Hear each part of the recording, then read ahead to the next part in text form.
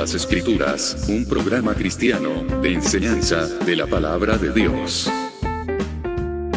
Por el médico cristiano, Dr. Ruby Sáez.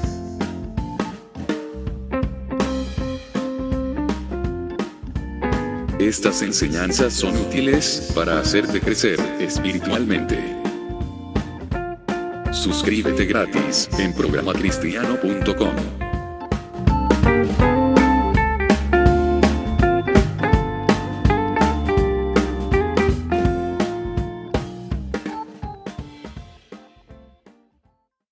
Hola hermanos, estamos en Escudriñando las Escrituras. Bastián Sáez en los controles radiales y comentarios, Ruby Sáez en la locución y comentarios. Hoy hermanos vamos a comenzar una nueva serie de programas que lo he denominado En búsqueda de la santidad sexual. Hoy comenzaremos con el primer estudio sobre generalidades de sexualidad para el cristiano. El objetivo es introducirnos en toda la materia que la Biblia nos señala con respecto a la familia, el matrimonio, los pecados sexuales, la sexualidad en general, los mandamientos sexuales, sexualidad mirada desde el punto de vista de las historias y los relatos del Antiguo Testamento, como toda la información e instrucciones que aparecen en las cartas de los evangelios en el Nuevo Testamento. ¿Por qué?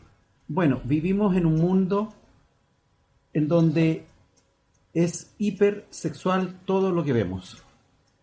En apariencia es hipersexual. Se pueden ver diferentes situaciones en diferentes pantallas, escenas eróticas, pantalla del cine, pantalla de la televisión, pantalla del computador. Son escenas de alto contenido sexual en donde somos bombardeados por publicidad, por películas, por incluso programas normales de televisión, programas de conversación, todo alrededor de la esfera sexual, un alto contenido sexual.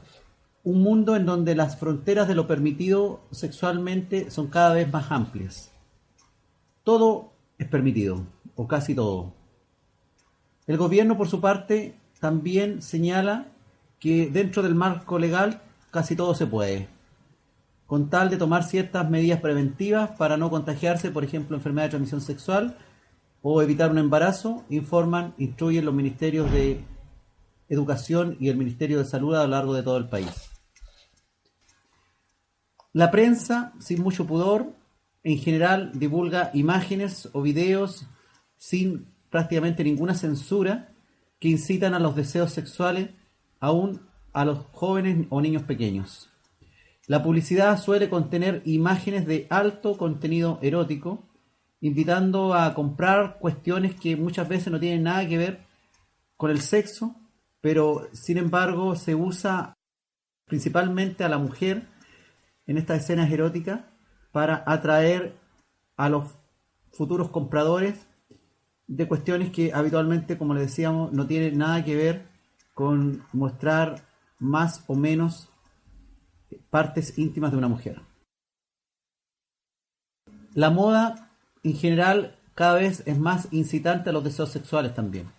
Somos bombardeados cada vez más con vestidos sensuales que invitan al deseo y la lujuria, y en esto la vestimenta femenina nos invita a los hombres a desear cualquier chica que pasa por la calle caminando o que vemos a través de una pantalla del televisor, del cine o del computador. Alguien algún día dijo: si no está en venta, entonces no haga publicidad, refiriéndose a la erótica vestimenta de algunas mujeres en lugares públicos. Antiguamente, las mujeres que se ponían prendas eróticas correspondían a un segmento de la población denominado como las mujeres prostitutas o algo parecido a eso. Pero en la actualidad, todas las mujeres, aún cristianas, se visten de una manera bastante sensual, atrayendo las miradas de hombres desconocidos en todo lugar, en cualquier parte, en el bus, en los malls, en lugares de compras, en los paseos, en las calles, en cualquier parte. Todo nos incita a nuestra sexualidad.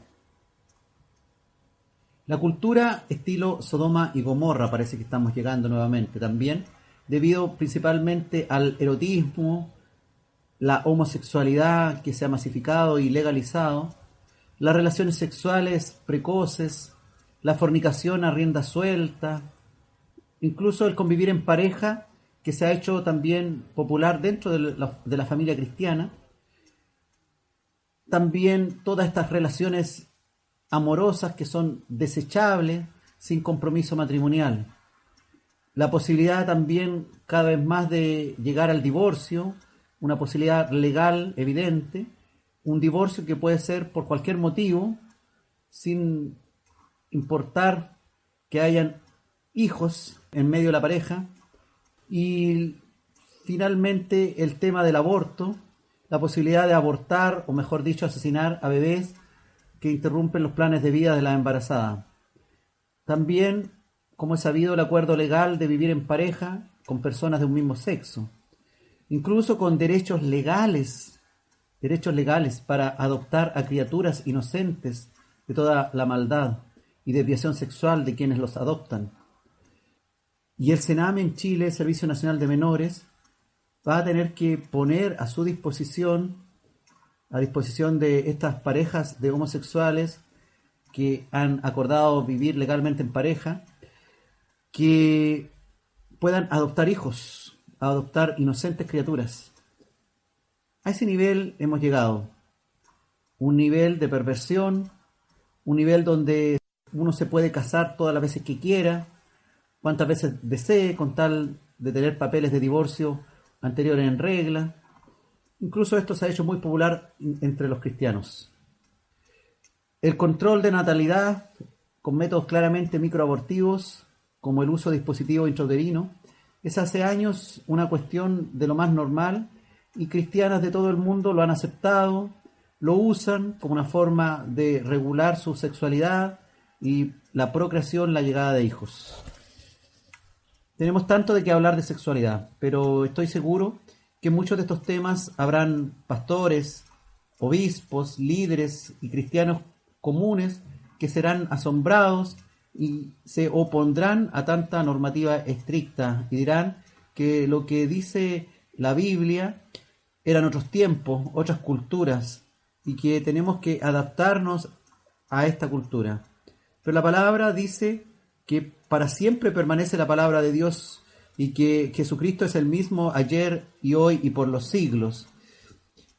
También muchos probablemente levantarán su voz diciendo: pero si la sangre de Cristo nos limpia de todo pecado, y abogado tenemos para con el Padre, y la gracia sobreabunda para limpiarnos de toda maldad. Y dirán también: la salvación es por gracia, no por obras, y una vez salvo, siempre salvo. O dirán también: la salvación no se puede perder. U otro levantará su voz y dirá: Dios no puede borrar mi nombre del libro de la vida, etc. Pero hay dos grandes cualidades que Dios tiene. Nunca puedes decir Dios necesita, pues Dios no necesita nada. Y tampoco nunca puedes decir Dios no puede, pues es Dios el Todopoderoso. Por lo tanto, Dios puede borrar tu nombre del libro de la vida. Él no te necesita para su reino, para ser Dios. Él es Dios desde antes que fueses creado y seguirá siendo, aunque tú seas apartado de Él para siempre y enviado a eterna perdición en lago de fuego junto a Satanás, el anticristo y el falso profeta. El mundo y todo lo que vemos lo creó Él, nuestro Señor. Él ha puesto sus leyes, ha determinado su soberana voluntad sobre el universo creado. Él lo ha hecho así, ha determinado un mandamiento. Lo ha hecho así porque le ha placido hacerlo así. Aunque por ahora tal vez no te gusta a ti, no me gusta a mí, no nos guste. Pero no es que estos planes sean malos, sino que nosotros no los podemos entender plenamente, pues nuestros pensamientos son mucho más pequeños que los pensamientos de Dios. ¿Dónde estabas tú cuando fundaba la tierra?, le preguntó Dios a Job cuando Job reclamaba con respecto a cosas que no entendía o a su sufrimiento. También Dios te pregunta hoy al que se opone a sus leyes y decretos y señala que la Biblia está en retirada o que las cosas escritas ahí representan otra cultura, otra época. ¿Dónde estabas tú cuando fundaba la tierra?, le pregunta a esas personas. Házmelo saber si tienes inteligencia. Proverbios 23-26 nos recuerda que debemos entregarle nuestro corazón como hijos al Padre y mirar con nuestros ojos a través de sus caminos. Dice el Proverbio 26 del capítulo 23, dame, hijo mío, tu corazón y miren tus ojos por mis caminos. También Gálatas 6:8 nos recuerda que el que siembra para su carne, de la carne segará corrupción, mas el que siembra para el Espíritu, del Espíritu segará vida eterna. ¿Dónde estás sembrando? ¿Dónde estás poniendo tu siembra? ¿En aceptar las cosas de la carne, cuya finalidad será corrupción? ¿O estás sembrando cuestiones del Espíritu? Cuestiones que tal vez en la carne rechazas, pero finalmente el Espíritu será el que te guiará a la vida eterna. Así que, hermanos, no nos queda más que escudriñar las Escrituras, abrir nuestra mente, oír la voz de su palabra, agachar la cabeza y decir amén. Así sea, Señor, como tú lo has dicho, así, Señor, así se haga.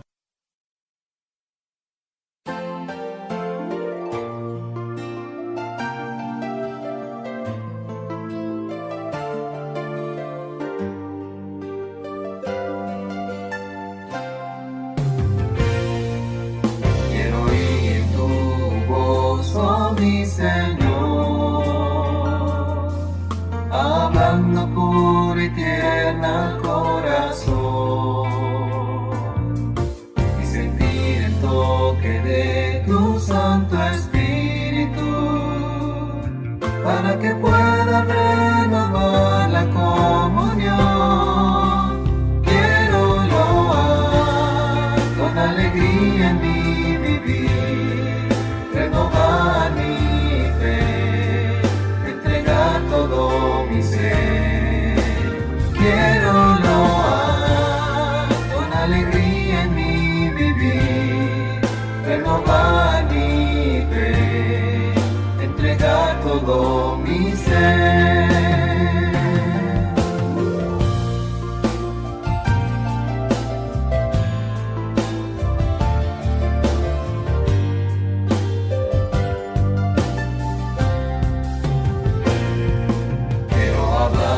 Desde su inmenso amor y decirle a todo el mundo que es Jesús el Salvador, que en la cruz Él murió para salvarnos, derramó su sangre pura y la vida eterna da.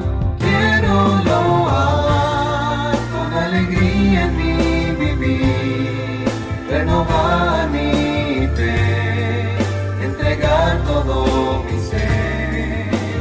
Quiero loar con alegría en mi vivir, renovar mi fe, entregar todo mi ser.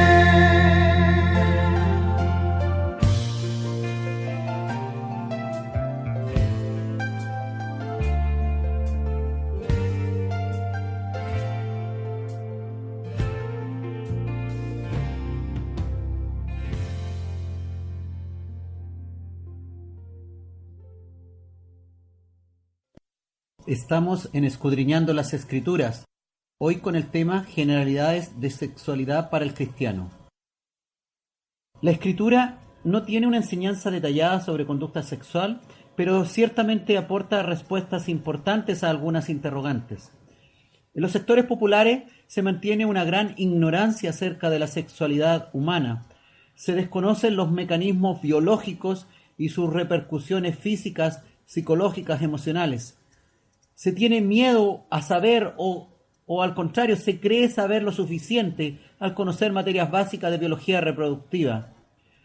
Se ha tratado de decir el último siglo que el hombre también ha evolucionado del mono a través de su teoría de la evolución inventada hace más de un siglo, y se ha tratado de poner al hombre al lado del mono como un animal más con instinto sexual que puede ser usado, según se dice, de acuerdo a nuestra libertad. La sexualidad se queda frecuentemente a nivel del instinto y no se quiere desvelar su misterio humano y religioso. Las autoridades gubernamentales escondieron la sexualidad basada en una ética religiosa, sacando de la enseñanza a Dios de los colegios, de las universidades, sacando las clases de religión, sacando la oración, sacando las ideas todas que tengan que ver con Dios, diciendo que hay libertad en los colegios para elegir libremente cualquier idea religiosa, pero a su vez sacaron todo lo que era de Dios dentro de la enseñanza de los niños, de los jóvenes y de los adultos. Entonces solo recibimos una educación biológica de funciones de ciertos órganos sexuales que se comportan de tal o cual forma, pero sin cuestionar los alcances psicológicos o religiosos por hacer un uso indebido o desproporcionado de ellos. Sin un Dios creador, por lo tanto no tenemos a nadie que dar cuenta de nada. Sin un Padre celestial no tenemos que comportarnos como hijos que tienen que obedecer y someterse a disciplina. Los gobernantes y científicos ciegos fueron guiados hace un tiempo atrás por Satanás para sacar a Dios de sus libros, de sus proyectos, de sus decretos de ley, para finalmente no ser juzgados en sus actos por él. Pero Dios, a pesar de que ha tratado de ser sacado de las esferas de la educación, del gobierno, de todas las políticas, Dios sigue siendo Dios y sigue existiendo a pesar que quieran eliminarlo de la educación, de la ciencia, de las leyes o de las políticas públicas y privadas. Dios creó un mundo a su manera. Él es el autor y sustentador de su mundo creado. En su infinita sabiduría, a su creación, Él le puso leyes, le puso decretos, le puso mandamientos para que funcionara adecuadamente. Él determinó las leyes de la ciencia, creó las matemáticas, la física, la química, la biología, la genética, la astronomía, también creó la sexualidad. Él determinó según su voluntad moral poner mandamientos éticos que rigieran el funcionamiento de la vida de los seres humanos en este universo tan complejo. Él ideó un plan de comunión, una familia correcta, una relación de matrimonio correcta, una relación de pareja correcta, y eso tenemos que respetarlo. Él creó también la molécula de ADN, la base de la transmisión genética, y fue el responsable de ordenar también el macrocosmos, de ordenar los planetas, las galaxias y cada una de las estrellas. Dios creó los millones de ángeles y determinó, por ejemplo, que no se reprodujeran entre sí, como lo declaró nuestro Señor Jesucristo ahí en los Evangelios, donde dijo que los ángeles no se casan ni se dan en casamiento. Dios decidió crear al hombre y la mujer a su imagen y semejanza y determinó que fueran seres sexuales con capacidad para reproducirse, de multiplicarse, de llenar la tierra y sojuzgarla, y también de ser guiados de acuerdo a su imagen y de acuerdo a su semejanza. Cuando el hombre y la mujer pecaron en el Edén, Él ideó un plan de salvación para su posterior perdón y restauración. Pero cuando los ángeles, por ejemplo, pecaron con su líder Satanás, la Biblia no menciona ningún plan de salvación o de redención o perdón para estos ángeles. Dios en su voluntad soberana lo decidió así y debemos entender que es lo mejor y lo justo. ¿Alguien de nosotros quiere alzar su voz en contra de Dios y oponerse a lo que Él ha decretado? ¿Quién de nosotros se atreve a levantar su mano o su dedo y encarar a Dios y decirle qué es lo mejor y lo más justo, o qué es lo correcto o lo más apropiado? Si te opones a la moralidad de Dios, ¿acaso no te das cuenta que al hacerlo estás llamando injusto al Dios de justicia? Si estás de acuerdo con apoyar a quienes cometen aberraciones sexuales y graves pecados sexuales, ¿no te das cuenta que te opones al Dios santo y estás en contra de la santidad que Él ha creado y Él ha ideado como lo mejor para ti? ¿Quieres vivir eternamente en la presencia de tu Dios? Bueno, tendrás que acomodar tu vida, tus pensamientos, tus razonamientos, tus placeres a la mente de Cristo, pues Él es el Rey de Reyes y Señor de Señores, y es Él el que da vida eterna en presencia de Dios. Entonces sería bueno que escudriñemos las Escrituras para llegar a conocer lo que Cristo nos ha revelado en su palabra. Él dijo que toda la palabra habla de Él, que toda la Escritura va revelando parte de su vida. Y esto incluye también nuestra moralidad sexual, nuestras conductas sexuales, nuestro comportamiento en el matrimonio, en la familia y en la educación de los hijos. Cuando Dios hizo al hombre y la mujer, la hizo una pareja sexualmente reproductiva. Él tuvo en mente el concepto de familia. Pecadores redimidos ahora por la sangre de Cristo llegarán a ser su familia al ser adoptados como hijos suyos. Pertenecer, hermanos, a la familia real de Dios es el más grande honor de cualquier ser vivo. Y viviremos con Él y reinaremos con Él. Esa es nuestra fe. Claro está, pero también claro está que será bajo su liderazgo, bajo sus órdenes, bajo su voz, bajo su voluntad, porque sencillamente es la mejor. Solo Jesucristo puede guiarnos para alcanzar esa familia real, pues Él es el camino para llegar allá. Solo Jesucristo puede decirnos por su palabra escrita cuál es la verdad, porque sencillamente Él es la verdad. Solo Jesucristo puede aconsejarnos de cómo es posible tener vida eterna, porque Él es la vida y de Él mana la vida. Solo Jesucristo puede conducirnos al Padre y a las moradas celestiales preparadas de antemano para nosotros, porque nadie va al Padre sino por Él mismo. Jesucristo dijo: yo soy el camino, yo soy la verdad, yo soy la vida. Nadie viene al Padre sino por mí.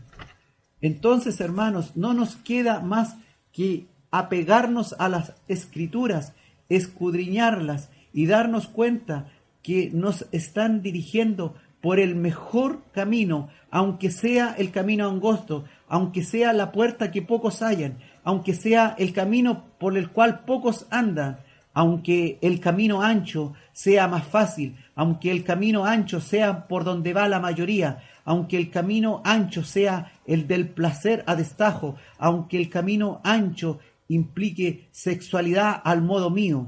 Yo debo elegir el camino angosto, el camino que Dios ha diseñado. Él ha diseñado para que nosotros encontremos la verdadera santidad.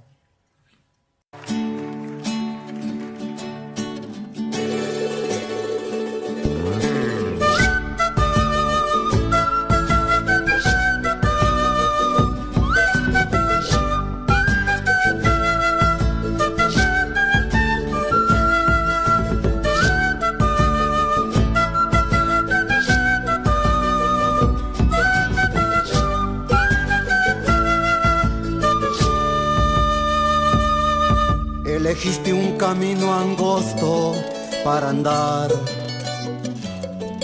y pensabas que a tus pasos rosas ibas a encontrar. La. Elegiste un camino angosto para andar y pensabas que a tus pasos rosas ibas a encontrar. Le dijiste a Jesús: llegaré hasta el final. Son palabras que no puedes olvidar.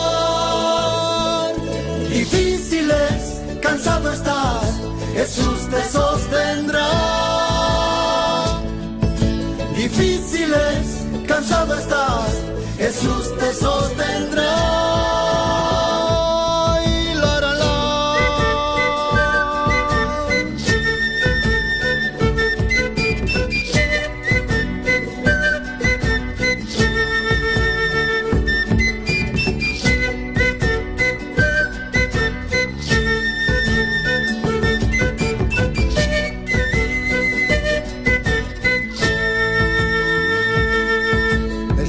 A veces poder continuar. Los problemas que te oprimen y te hacen desesperar. Es difícil a veces poder continuar. Oh sí, los problemas que te oprimen y te hacen desesperar. Piensa que alguna vez hubo en tu lugar quien una cruz pesada tuvo que cargar. Difíciles, cansado estás, Jesús te sostendrá. Difíciles, cansado estás, Jesús te sostendrá.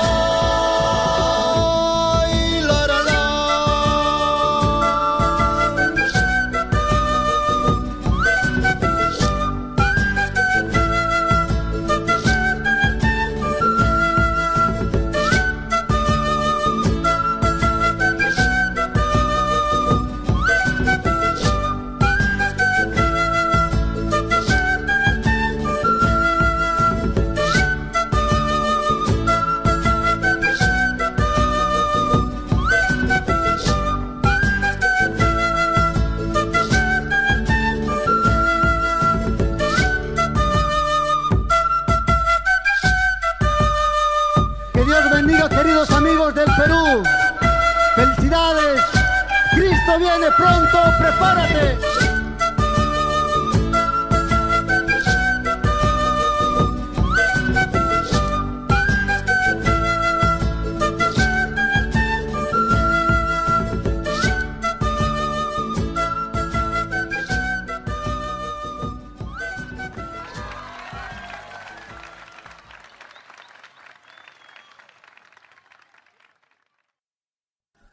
Estamos en Escudriñando las Escrituras con la serie En búsqueda de la santidad sexual, hoy con el primer capítulo llamado Generalidades de sexualidad para el cristiano. Vamos a ver el concepto de sexualidad. La sexualidad es el conjunto de condiciones anatómicas, fisiológicas y psicológicas, afectivas, del mundo animal, del hombre incluido, que caracterizan cada sexo. También es el conjunto de fenómenos emocionales y de conducta relacionados con el sexo, que marcan de manera decisiva al ser humano en todas y cada una de las fases de su desarrollo, relativo al sexo y los hechos que de él se derivan. También es sexualidad. La sexualidad se expresa en los seres humanos desde los primeros años de vida, y es muy importante que los niños preadolescentes y los adolescentes conozcan sobre su sexualidad para aprender a manejar todas las sensaciones de manera adecuada y no distorsionada, previniendo también, por supuesto, los abusos y ataques de adultos depravados que tratarán de aprovecharse o de abusar de ellos y de su ignorancia. El otro concepto es el concepto de sexo. ¿Qué es sexo? Sexo se entiende como el conjunto de características orgánicas, es decir, que no tiene que ver con la parte psicológica ni conductual, que en cada especie distinguen el macho de la hembra. No es definición de sexo un tema psicológico o un tema conductual. Por lo tanto, no existen más de dos sexos. Al nacer, cuando viene un recién nacido, el sexo declarado a la madre es sexo masculino o sexo femenino. No existe una tercera o cuarta dimensión de todo esto. No se le dice a la madre, mire, usted acaba de tener un bebé homosexual, o usted acaba de tener un bebé lesbiana, o un bisexual. No, se le dice sexo masculino o femenino, porque se refiere a las características físicas y no psicológicas o conductuales que más adelante puede desarrollar esa persona. Hay niños y niñas solamente, no hay una tercera o cuarta condición, un seminiño o seminiña, o una seminiña seminiño. No, solamente hay niños y niñas. No se puede, para hacer una relación con todo esto, distinguir, por ejemplo, la mano de una persona honesta de la mano de una persona que ha robado. No se puede hacer. Físicamente las manos son iguales. Existe un solo tipo de mano. Tampoco se puede distinguir, por ejemplo, la lengua de alguien que habla verdad de otro que habla mentira. La lengua es la lengua, no hay otra categoría, lengua de ladrón o lengua de mentiroso. Sencillamente es la lengua. Cómo se use la forma conductual o psicológica, cómo se use ese órgano, llevará a la persona a catalogarlo de mentiroso o de ladrón, dependiendo la situación. Asimismo, los órganos sexuales son órganos sexuales masculinos u órganos sexuales femeninos. No existe un órgano sexual lesbiánico o un órgano sexual homosexual. No, sencillamente el sexo o es masculino o es femenino. Están tratando de engañarnos a través de la televisión o los medios informativos, diciendo, por ejemplo, que hay ciertas proteínas o ciertos genes que serían diferentes entre un hombre y un homosexual. Mentiras, hermano, engaños absurdos para el que quiere creer semejantes disparates. Si usted está esperando escuchar eso, por supuesto va a salir un mentiroso contándole y engañándole de esa manera. La palabra nos declara a todo nivel que van a existir personas que van a venir a enseñar doctrinas de demonios y la gente se va a amontonar, se va a golpear unos con otros tratando de escuchar y van a quedar sorprendidos y fascinados con todas las cosas que le cuenten y le digan. Es lo que están esperando, es lo que van a recibir. Nosotros como creyentes esperamos la palabra de Dios, esperamos lo que Dios nos enseña y nos educa a través de las Escrituras. Sabemos, por ejemplo, según Génesis 1:27, que Dios creó al hombre a su imagen, a imagen de él lo creó, varón y hembra los creó. No hay una tercera o cuarta condición. Eso de decir que hay un tercer sexo es una mentira biológica, una mentira de cualquier punto de vista en lo que es la definición de la palabra sexo, conjunto de características físicas que en cada especie distinguen el macho de la hembra. Ahora, el concepto de relaciones sexuales. La relación sexual es, podríamos llamar, el conjunto de comportamientos o conductas que realizan al menos dos personas con el objetivo de dar y o recibir placer sexual o con fines también en una relación sexual, un fin de procreación, un fin reproductivo. La relación sexual abarca muchas posibles acciones o actividades o formas de relación entre dos personas y no se limita solamente al hecho de la penetración o al coito, al acto sexual puro propiamente tal. Las formas posibles de relación sexual en general son variadas. Cualquier contacto que suponga, por ejemplo, excitación sexual con o sin placer, con o sin orgasmo, llámese abrazos, masajes, caricias o besos en el cuerpo, son diferentes formas posibles de relacionarse sexualmente. También debemos conocer y saber que existen elementos que son necesarios, muy necesarios para mantener una relación sexual para que sea satisfactoria y con seguridad. En este sentido, sabemos que debe existir voluntad y consentimiento mutuo y consciente en cualquier momento de la relación. Debe estar, por lo tanto, un criterio ya formado de tal manera que pueda saber decidir. Para que la relación sexual sea satisfactoria y con seguridad, debe existir un control sobre la actividad sexual que se está desarrollando. Debe existir una posibilidad de detenerse o variar la actividad sexual si esta es llevada en una forma no deseada o no satisfactoria. Para que esta relación sexual sea satisfactoria y con seguridad, se necesita, por ejemplo, ausencia de presiones externas o de conflictos sociales o personales para que la persona libremente pueda desenvolverse en una relación sexual satisfactoria y segura. También, por supuesto, debe existir una ausencia de uso de drogas y alcohol que hacen causar sensaciones falsas o llevan a uno de los cónyuges, por ejemplo, a forzar a situaciones insatisfactorias o situaciones no deseadas a la pareja.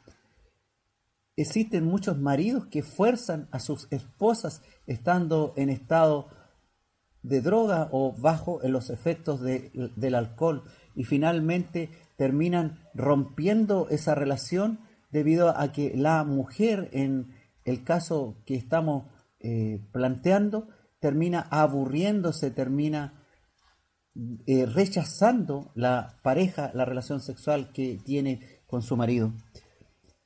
Debe existir una responsabilidad también compartida con respecto a las consecuencias fisiológicas, a la posibilidad de embarazo, a las consecuencias psicológicas, emocionales, sociales de la relación con la pareja a la cual estamos llevando una relación sexual, si pensamos que esta relación sexual sea satisfactoria y con seguridad. Para ello es necesario una muy buena comunicación entre hombre y mujer, de tal manera que los objetivos sean comunes, sean compartidos, sean conocidos por ambos, no que uno esté engañando al otro. Si se produce esto del engaño, la relación sexual terminará siendo insatisfactoria e insegura. La Biblia nos aconseja claramente que debemos evitar el yugo desigual. ¿Por qué? Porque en un yugo desigual va a haber uno con una idea, con un objetivo distinto al del otro. Por ejemplo, Sansón puso sus ojos en Dalila y finalmente, al poner sus ojos en el placer en la mujer que no era de Dios, terminó perdiendo sus ojos por culpa de ese yugo desigual.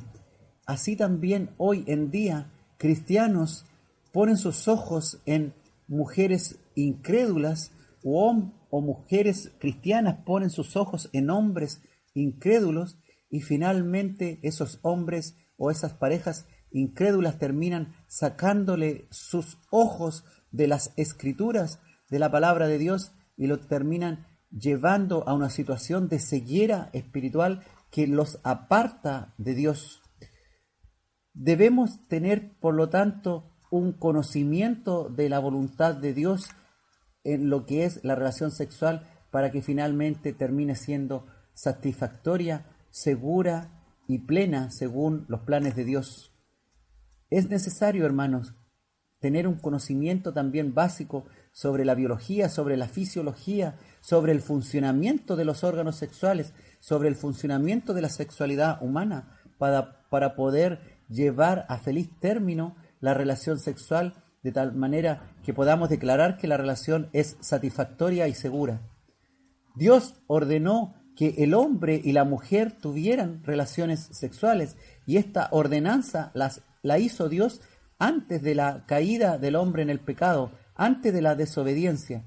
Antes de ese acontecimiento les dijo: fructificad y multiplicaos, o sea, reproduzcanse, tengan relaciones sexuales, llenen la tierra. Ahora vamos a ver el concepto de pareja única, llamado también monogamia. Primera de Corintios, capítulo 7, versículo 10, está establecido esta pareja única o monogamia en las Escrituras. Esta es la palabra definitiva.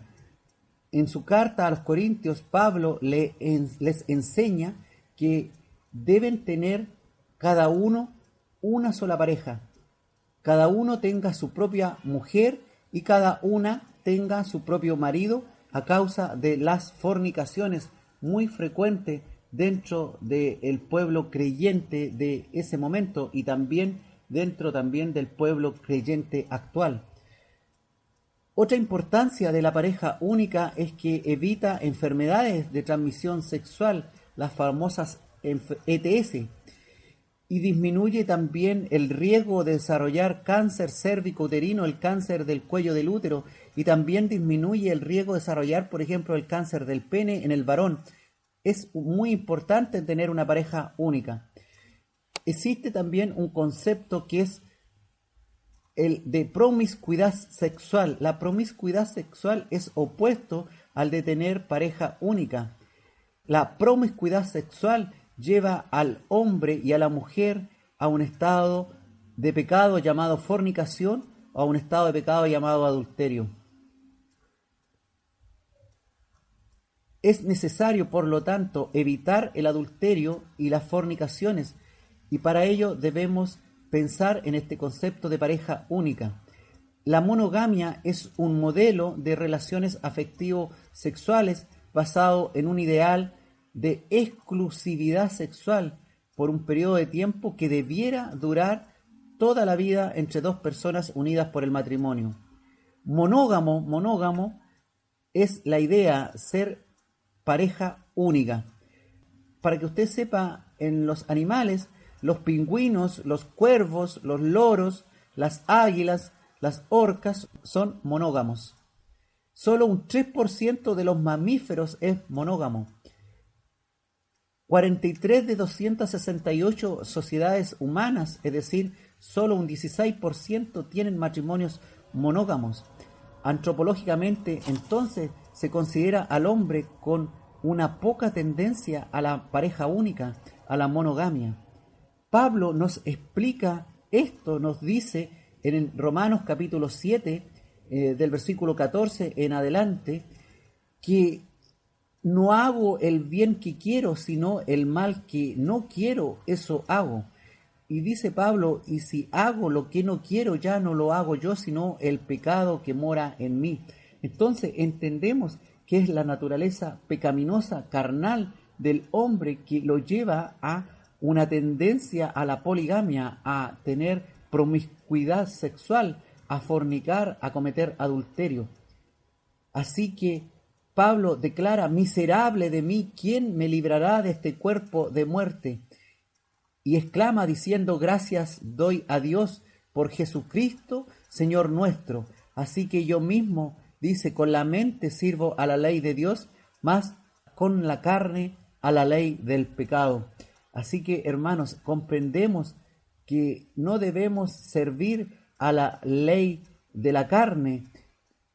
Con la mente debemos servir a la ley de Dios y gracias debemos dar a nuestro Señor Jesucristo, quien nos limpia del pecado y nos conduce a través de su Espíritu Santo a una vida en santidad, buscando la santidad de Dios, buscando ese nivel de santidad que Dios requiere de nosotros, siendo guiado por el Santo, por el Espíritu Santo que vive en nosotros, para ser llevados en pleno un día a la presencia del Dios tres veces santo, santo, santo, santo.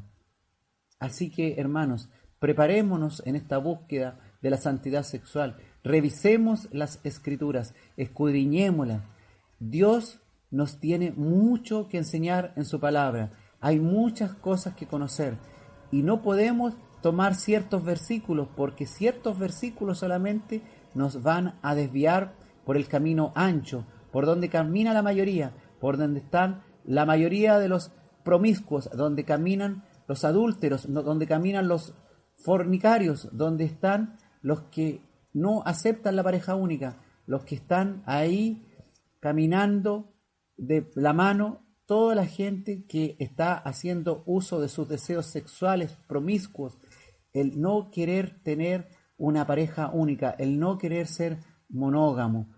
Así que usted, hermano, aunque esté entre los pocos que hallan la puerta angosta, aunque usted sea uno de los pocos que camina por el camino angosto, esté firme en sus convicciones, firme en su fe, siga la voluntad de Dios, búsquela en su vida y si ha pecado, arrepiéntase, cambie totalmente, gire en el sentido opuesto y ahora póngase a caminar por el camino que conduce a la santidad de Dios.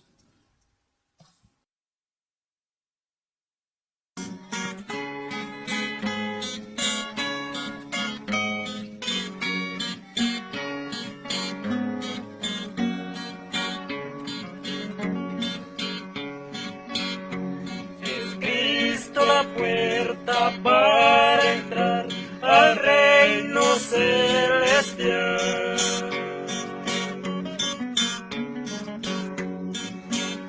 Si tú quieres participar, apártate del mal.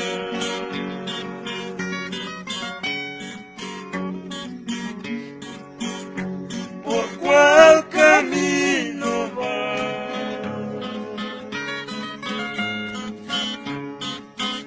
Si tú resuelto estás,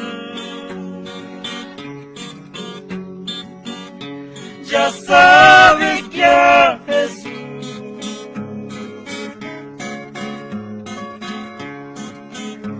su cuenta le dará por cuál camino va.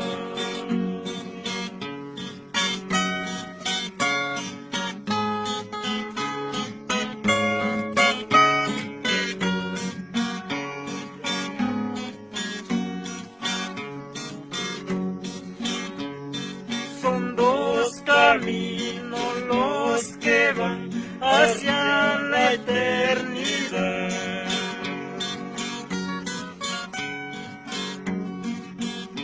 El más angosto es de Dios, el ancho es de Satán.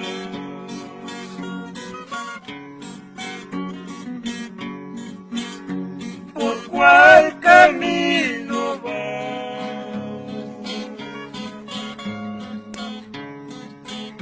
Si tú resuelto estás, ya sabes que a Jesús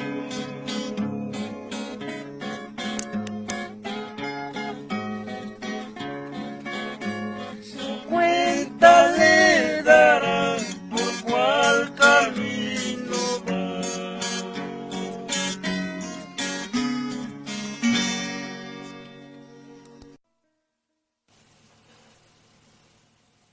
Estamos en Escudriñando las Escrituras con la serie En búsqueda de la santidad sexual y con el programa Generalidades de sexualidad para el cristiano. Estábamos viendo ciertos conceptos. Ya, concepto de amor. ¿Qué es el amor? Es un sentimiento de vivo afecto e inclinación hacia una persona o cosa a la que se le desea todo lo bueno. Es un sentimiento de intensa atracción emocional y sexual hacia una persona también, mirado de otro punto de vista, con la que se desea compartir una vida en común. Primera de Juan 4:8 dice: el que no ama no ha conocido a Dios, porque Dios es amor. Entonces, si Dios es amor, es Dios quien nos tiene que guiar. El otro día en una iglesia que fui, que me invitaron, escuché un tema muy interesante acerca de esto. Pero antes voy a hacer una acotación, que dentro de lo que se entiende actualmente por amor, no es sino lo que tiene que ver con lujuria, Claro. o con lascivia, cosas que no son Erotismo.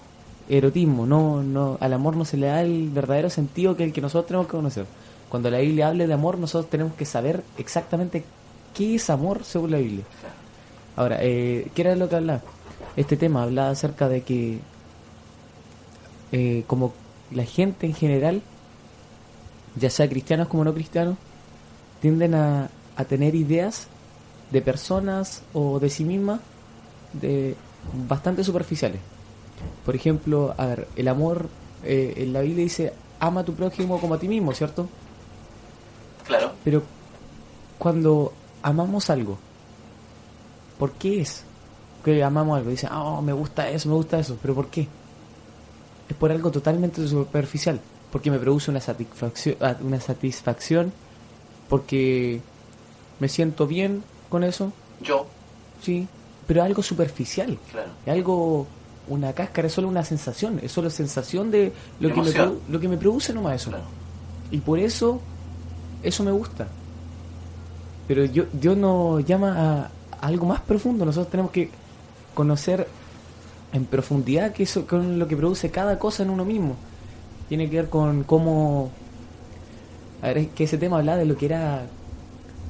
cómo no íbamos a amar a uno mismo si no conocíamos dónde está nuestro rol. Entonces por eso llamaba a conocer, a no decirle a Dios: Dios, tú me conoces, tú saca mis pecados, no, sino que uno también conocer sus propios pecados y darse cuenta de los errores. Y de ese mismo modo nosotros tenemos que saber que el amor no tiene que ser algo superficial, tiene que ser algo profundo en lo que se conozca a la gente. Por eso es que parejas duran tan poco, o relaciones duran tan poco, por el hecho de que no se conocen y es simplemente el amor en esa relación, es encontrar bonita a la otra persona, Claro. encontrar una persona simpática nomás o atractiva, y no es conocer a la persona. Claro. El amor, según la Escritura, Dios es amor. Y la palabra dice, ahí en 1 Juan capítulo 4, que el que permanece en amor permanece en Dios y Dios en él. Y en 1 Corintios capítulo 13, ahí está la definición del amor, que usted debe conocer, que el amor es sufrido, es benigno, no tiene envidia, no es jactancioso, no se envanece, no hace nada indebido, no busca lo suyo, no se irrita, no guarda rencor, no se goza de la injusticia, mas se goza de la verdad. Todo lo sufre, todo lo cree, todo lo espera, todo lo soporta. Los hermanos se estarán preguntando en la casa si en realidad están amando Cada uno se empieza a preguntar, ¿estoy ya más enamorado realmente? con este tremendo concepto que Claro, nos con da este la Biblia, concepto ¿eh? quedamos complicados en el concepto del amor. Que lo vamos a ir profundizando a la medida que vayamos viendo otros programas sobre familia, sobre matrimonio, etc. Ahora, el concepto de familia, ¿qué es familia? La familia es un grupo de personas formado por una pareja, normalmente unida por lazos legales o religiosos, que convive y tiene un proyecto de vida en común, y sus hijos, cuando lo tienen, también están incorporados en este proyecto de vida común. Se proyectan hacia el futuro, se proyectan hacia incluso el día de su muerte. También puede decir que es el conjunto de ascendientes, descendientes y demás personas relacionadas entre sí por parentesco de sangre o legal. Pero vamos a la Escritura. Dios ha creado una familia para Él. ¿Cuál es la familia de Dios? La iglesia, el cuerpo de Cristo. En Romanos 9, 6 al 8, dice, no que la palabra de Dios haya fallado, porque no todos los que descienden de Israel son israelitas, ni por ser descendientes de Abraham son todos hijos, sino en Isaac te será llamada descendencia. Esto es, no los que son hijos según la carne son los hijos de Dios, sino los que son hijos según la promesa son contados como descendientes. La promesa de Isaac, los hijos de la fe. Dice la palabra ahí en Marcos 3 que la gente en un momento estaba sentada alrededor de Jesús y le avisaron que su madre y sus hermanos estaban afuera y le buscaban. ¿Qué le respondió él con respecto a su concepto de familia? ¿Qué dijo Jesucristo con respecto a su familia? Jesucristo dijo, ¿quién es mi madre y mis hermanos? Y mirando a los que estaban sentados alrededor de él, escuchando su voz, escuchando sus enseñanzas, aprendiendo de su voluntad, le dijo, he aquí mi madre y mis hermanos. Estos son mi familia. Este es el concepto de la familia de Cristo. Porque todo aquel que hace la voluntad de Dios, ese es mi familia, ese es mi hermano, mi hermana, mi madre. Ese es el concepto de familia. La familia que Dios quiere es una familia que hace la voluntad de Dios. Y nosotros tenemos una gran familia, la familia de los creyentes, en donde muchas veces, sin habernos conocido nunca previamente, Dios nos une. Dios nos une a través de los micrófonos, Dios nos une a través de una alabanza, en un lugar, en una congregación, o al juntarnos y congregarnos en cualquier parte. Ahora, ¿cuál es el concepto de padre que aparece? Que debemos investigar. Un padre es un varón o macho que ha engendrado o que ha adoptado una función paternal. Ese es el concepto de padre. Un varón o macho que ha engendrado o que ha adoptado una función de padre. Esto quiere decir que un hombre puede convertirse en padre en un sentido biológico o a partir de una responsabilidad social y cultural que adquiere al recurrir a la adopción. De ahí lo delicado que los padres homosexuales se hagan cargo de los hijos inocentes y les guíen de acuerdo a su visión de lo que es la sexualidad, por ejemplo.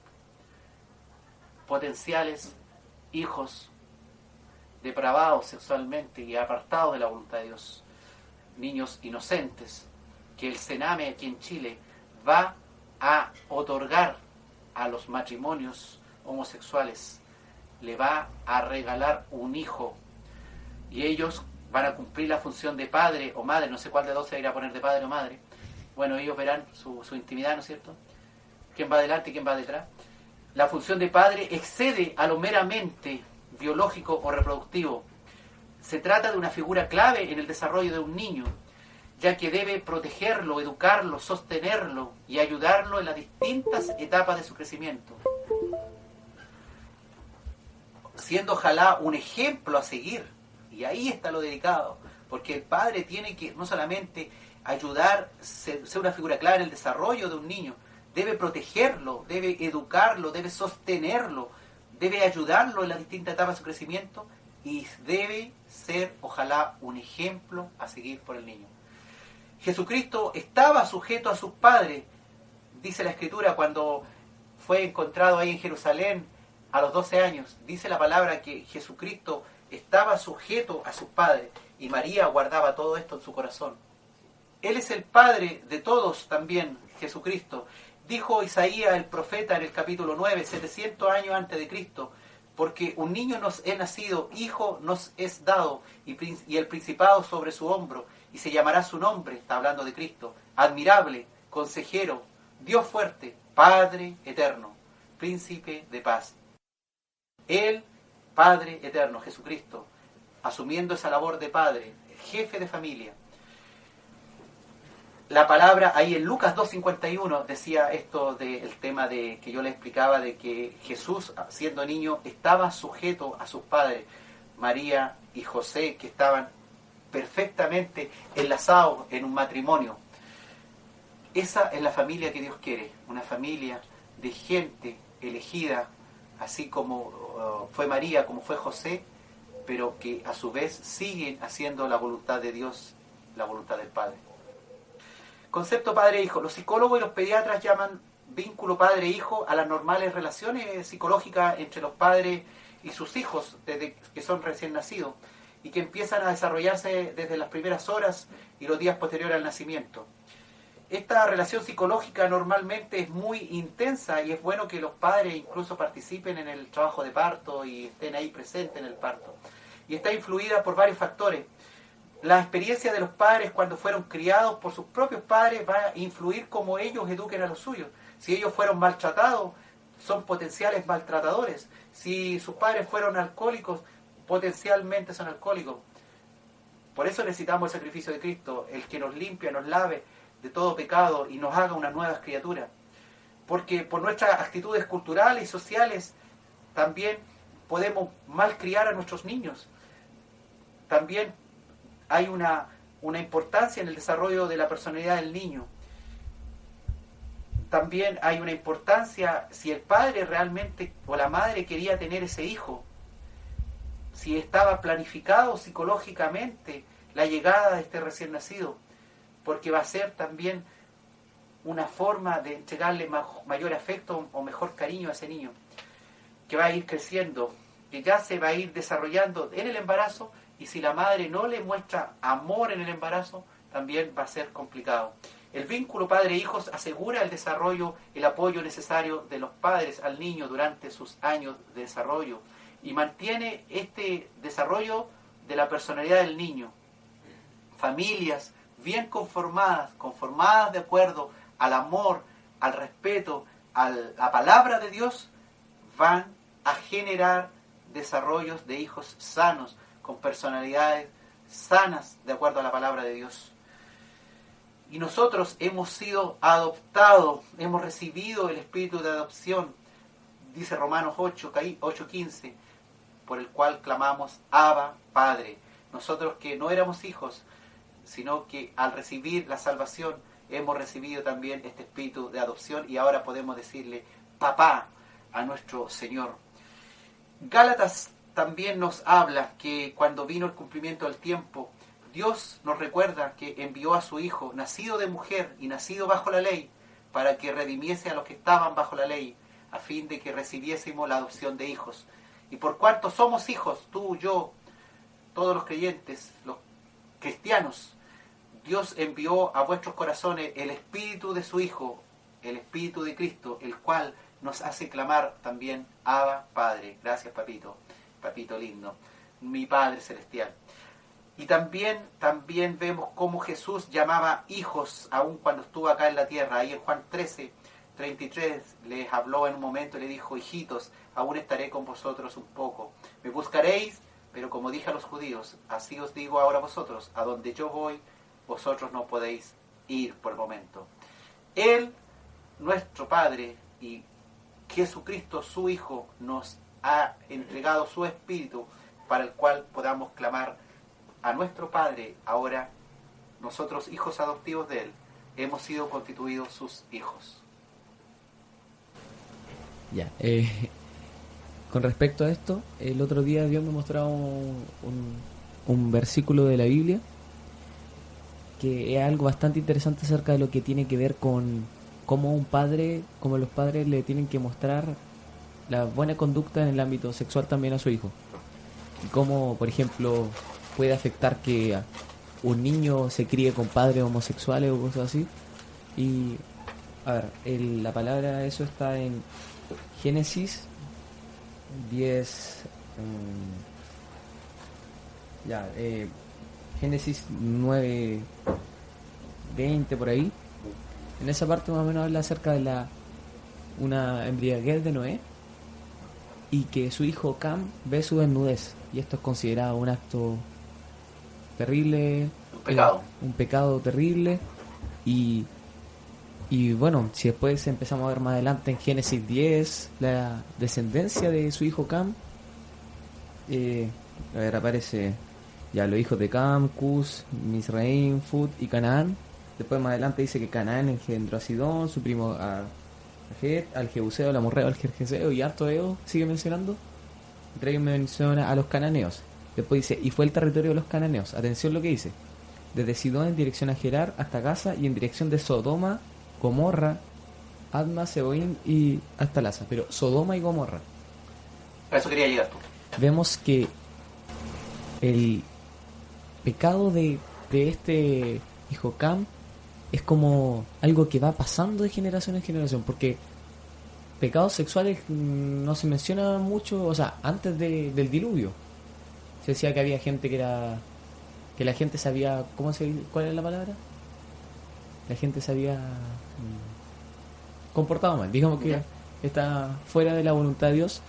Y después estas personas que estuvieron en el arca y eran como los que están repoblando la tierra. Claro. Entonces se podría decir que de aquí, de Cam, empieza a salir lo que es la gente con pecados sexuales. Claro. Porque él fue de esos que repoblaron la tierra, el primero con un pecado sexual, por decirlo así.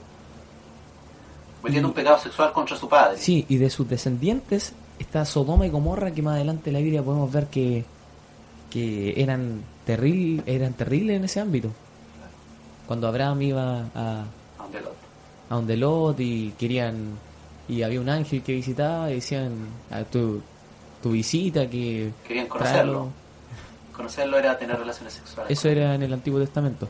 Entonces vemos lo importante que es que dentro, tanto sea de una familia, de cristiano o no cristiano, se dé un buen ejemplo a los hijos en el ámbito sexual. Un buen ejemplo, porque eso puede tener consecuencias en otras generaciones y hacer una especie de efecto dominó que siga y siga y siga y siga.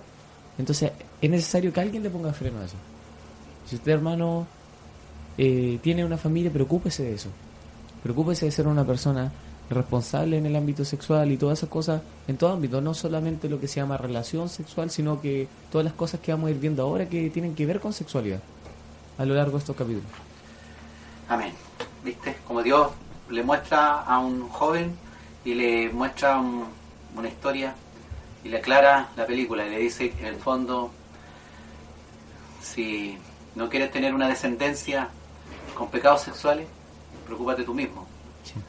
De no ser el artífice de una descendencia donde vengan hijos, nietos y otros más con el mismo pecado sexual. Mírame Mirando tu rostro quiero vivir, Señor, siguiendo las huellas de tu perfecto amor.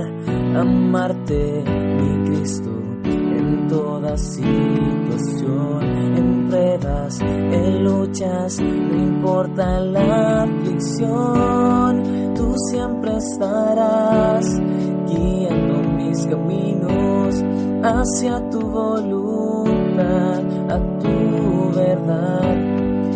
Ayúdame a habitar en comunión contigo, sé mi primer amor, te quiero adorar.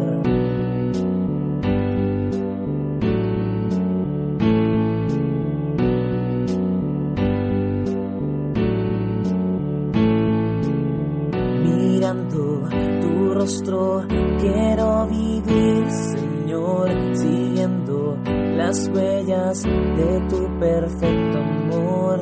Amarte, mi Cristo, en toda situación, en pruebas, en luchas, no importa la aflicción, tú siempre estarás guiando mis caminos hacia tu voluntad, a tu verdad.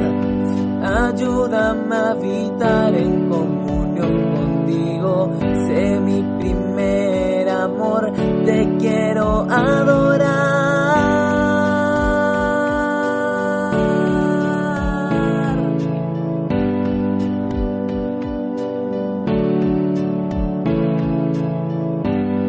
Tú siempre estarás guiando mis caminos hacia tu voluntad, a tu verdad.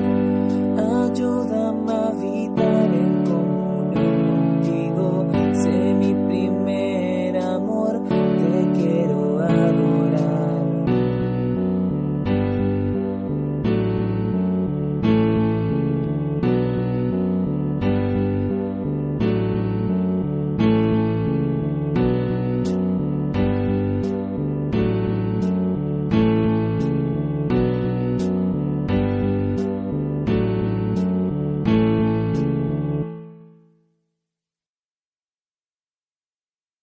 Estamos en Escudriñando las Escrituras con la serie En búsqueda de la santidad sexual y con el programa Generalidades de sexualidad para el cristiano.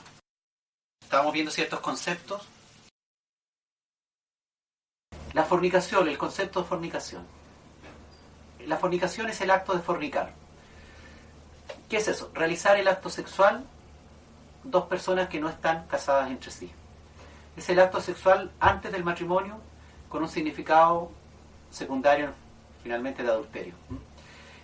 ¿Qué es el adulterio? El concepto de adulterio es la relación sexual de una persona casada con otra que no es su cónyuge. Es el acto sexual entonces con una pareja distinta a la del matrimonio. Eso lo vamos a ir revisando en otros programas. El concepto de placer. La palabra placer emana del latín del verbo placere, que puede traducirse como gustar. Placer es un concepto referido al deleite, la Biblia le llama deleite, o regocijo que se experimenta al hacer o lograr alguna cosa que provoca agrado. Las relaciones sexuales, por ejemplo, pueden calificarse como placenteras. Las personas suelen disfrutar al estimularse, por ejemplo, los órganos genitales, provocando placer físico y placer sexual, del que estamos hablando. Hay que considerar que no solo se alcanza el placer sexual con la estimulación de los genitales, sino también con la excitación provocada al acariciar otras partes del cuerpo. Y cada persona tiene su parte íntima que le gusta que le acaricien. Esas zonas que de igual modo provocan placer son conocidas como zonas erógenas, y entre ellas se encuentran, por ejemplo, el cuello, el pecho, los lóbulos de la oreja, etc. Bueno, usted debe conocer a su marido o a su esposa cuál es el punto que a ella, o los puntos a los cuales a ella es aconsejable acariciarla, para que usted también en su relación íntima con su esposa o con su esposo puedan tener una relación más placentera. Asimismo, no hay que olvidarse que cada persona encuentra ese placer sexual también en distintas posturas, posiciones, con diferentes fantasías y experiencias, pero todo tiene que ser en consentimiento mutuo. O sea, no porque al caballero se le ocurrió tal o cual cuestión, cree que ella va a estar loca por hacer lo mismo. Primero averigüe bien si eso realmente su esposa o su esposo están de acuerdo con tal o cual postura, porque puede ser pura fantasía suya y fantasía de que vio en algún video, en alguna cuestión, y realmente no es una cuestión placentera para ambos, solamente es una cuestión egoísta y fantástica. La Biblia en el Cantar de los Cantares enseña que es bueno el placer del esposo y el placer de la esposa. Así que no es una cuestión que está, hermano, mira las cosas que está hablando, pura cochina. No, vaya al Cantar de los Cantares, es un libro precioso donde se habla del placer del esposo de una manera muy poética, hermosísima, y del placer de la esposa. Incluso la esposa es la que más habla al respecto, tratando de darle placer a su esposo, y dentro también, por supuesto, del marco del matrimonio. La Biblia le llama deleite. Es muy frecuente, debido en gran parte a la falta de formación en este aspecto, que las parejas no tengan un comportamiento sexual satisfactorio. El hombre mal educado de su infancia, con sus pobres amigos pelagatos que tiene al lado, aprende algunas cuestiones de sexo y cree que con eso ya está listo para ir a la guerra. Busca su placer personal. La mujer, externa e internamente, en esta sociedad no está tan reprimida, pero por muchos años ha sido muy reprimida sexualmente, no experimenta generalmente satisfacción sexual y muchas veces considera que el placer es solo para el hombre, y ella, incluso si lo busca con ahínco, puede ser tildada con pocos calificativos buenos, sino más bien como casi como algo malo, digamos. El comportamiento sexual, si es con una mala comunión, lleva a una profunda insatisfacción. Cuando no hay comunicación, trae consecuencias graves en la vida matrimonial. Incluso los creyentes, aunque se crean muy hijos de Dios, aunque alaben ahí, llegan a la casa, llegan al hogar, o más aún pueden llegar a su lecho matrimonial y son unos perfectos desconocidos, o ya no son los seres espirituales, sino cada uno haciendo carnalmente lo que mejor le parece y causando mucho daño e insatisfacción a ese que también fue bañado y lavado con la sangre de Cristo. El punto básico es que en la mayoría de los casos es la falta de un amor maduro, de un amor cristiano también. El mal empieza debido a que muchos jóvenes no tienen chance de conocerse bien, conocerse en muchos aspectos, no conocerse los genitales, sino conocerse en muchos aspectos, y tratarse con suficiente sinceridad y libertad también, aprender del otro, interesarse del otro, desarrollar los conceptos de 1 Corintios capítulo 13 con respecto al amor. Muchos matrimonios se realizan incluso de modo forzado, sin suficiente amor, ni en un estado razonable de madurez. Muchas parejas conviven por causa de un hijo y ni siquiera toman la decisión de casarse. No tienen ni madurez ni siquiera para firmar un papel. Menos van a tener madurez para llevar una relación plena de consentimiento mutuo, de madurez sexual. Además, una vez pasados los primeros entusiasmos iniciales, en la mayoría de las veces no hay un verdadero crecimiento en el amor ni en la sexualidad. Y si usted pensó que casarse significaba andar en calzoncillo todo el día corriendo atrás de la esposa, como dice un predicador por ahí, estaba muy equivocado. El matrimonio no es precisamente andar en baby doll todas las 24 horas esperando satisfacer al macho cabrío que anda detrás de ella. El matrimonio y el amor y la sexualidad es muchísimo más complejo. El tema básico de la educación del amor apenas entra al ámbito de la fe. ni en la educación que dan los padres a los hijos. Hay muchos pastores que no saben ni manejar sus propios matrimonios para poder enseñarle al resto, si no saben ni siquiera manejar los de ellos. Es importante que los líderes, los consejeros matrimoniales, los pastores, los obispos, se metan en este tema sexual y matrimonio, porque van a poder ayudar a mucha gente dentro de su congregación si son capaces de hacerlo de una manera correcta. La mayoría de los matrimonios llamados cristianos no tienen ni idea de lo que dice la Biblia sobre temas familiares. No hay un cultivo de la fe en este aspecto. Se piensa que por poco esto es pecado puro, es tratar de preocuparse del pecado, de la carne. Estoy preocupado de la carne, hermano, y no del espíritu. El espíritu es levantar mis labios al cielo y decir, oh Dios, te amo, te amo. Bueno, Dios también nos hizo en cuerpo, en alma y en espíritu, y en todo aspecto vamos a ser redimidos. Se podrían plantear otros muchos puntos de vista, pero basta con insinuar esto. Solo pretendemos indicar la llaga en el dedo, poner la llaguita, el dedo ahí en la herida, sin siquiera tocarla mucho. Nuestro fin, hermanos, es ayudar a curar estas heridas profundas que deben haber en muchos matrimonios, en muchas parejas, aún sin casarse, que siguen a Cristo. La sexualidad no es un medio de satisfacción privada, ni una especie de estupefaciente o droga al alcance de todos, sino la sexualidad es una invitación a la persona para que salga de sí misma, para que encuentre el amor y se interese por el prójimo que tiene más cerca, su pareja, ¿no?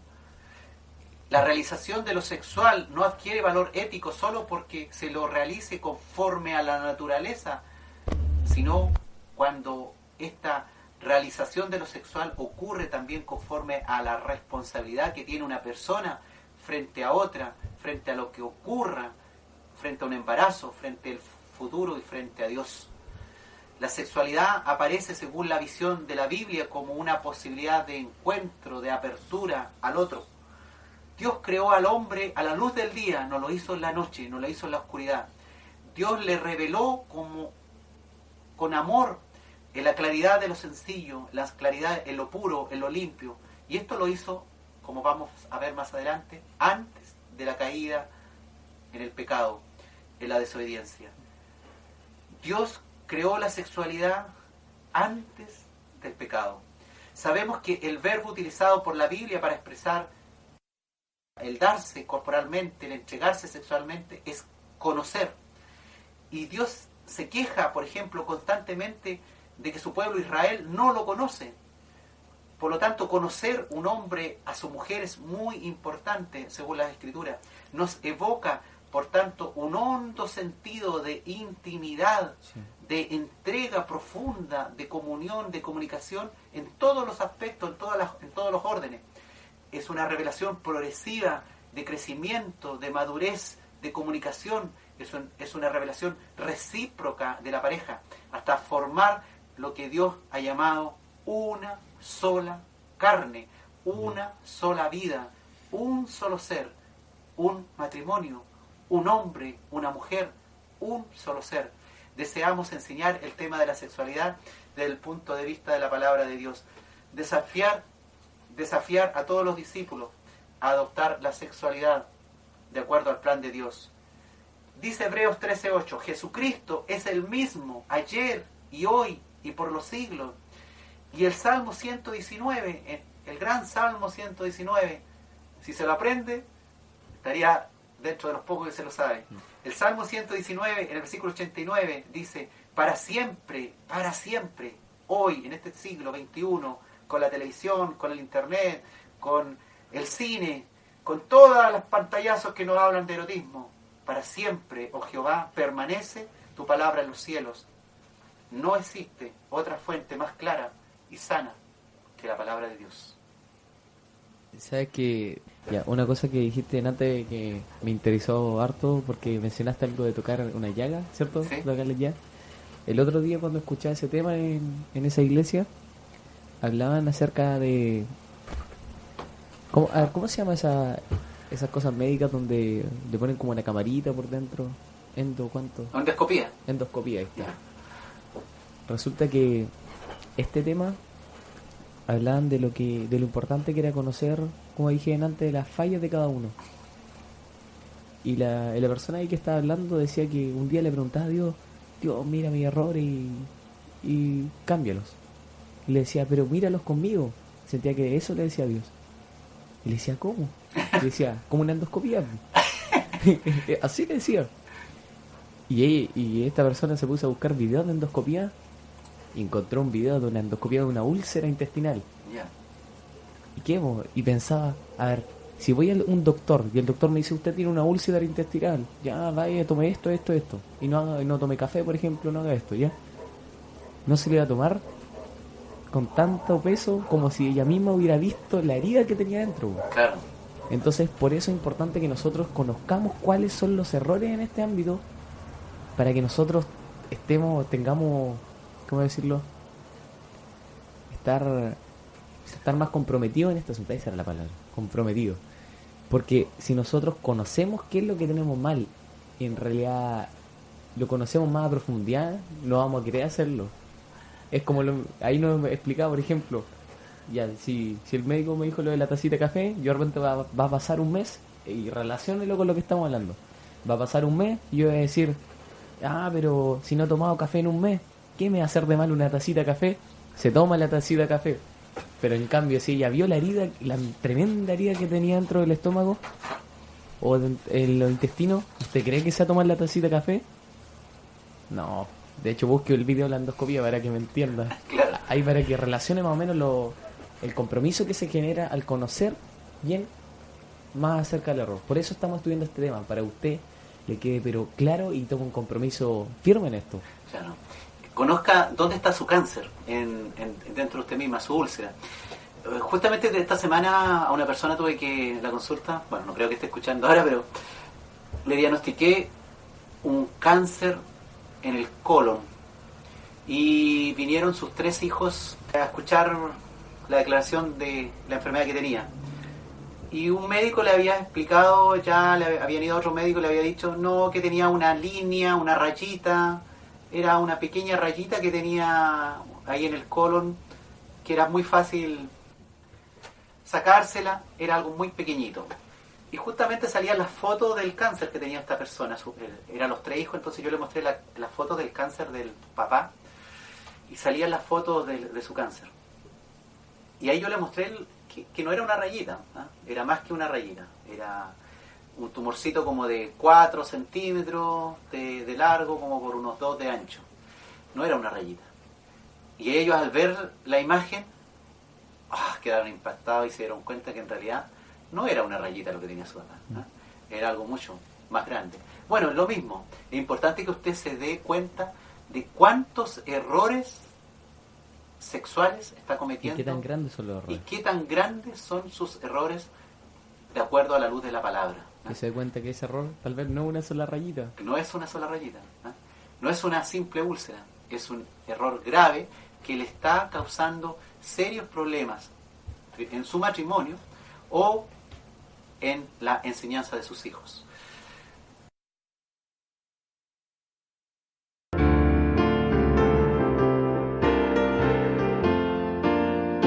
Pecador sin esperanza, Jesucristo te ama a ti.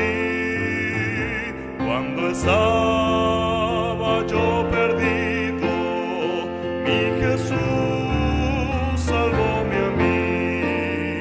Si yo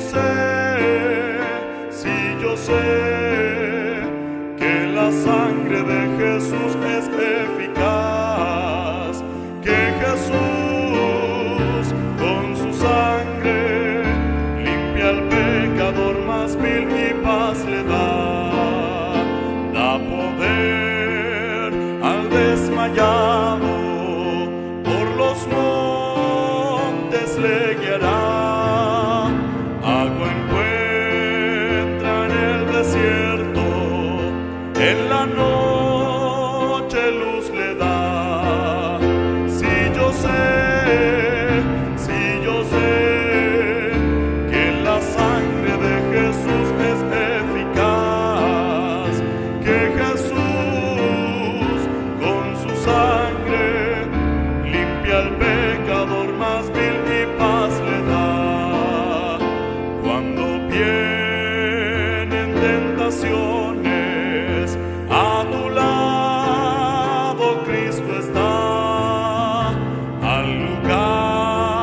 seguro guía, en las pruebas gracia da. Si yo sé que la sangre de Jesús es eficaz, que Jesús con su sangre limpia al pecador más vil y paz le da, te guiará hasta que llegares a la celestial ciudad, donde eterna vida y dicha gozarás por su bondad. Si yo sé que la sangre de Jesús es eficaz, que Jesús con su sangre limpia al pecador más vil y paz le da. Si yo sé que la sangre de Jesús es eficaz, que Jesús con su sangre limpia al pecador más vil y paz le da, limpia al pecador más vil y paz le da.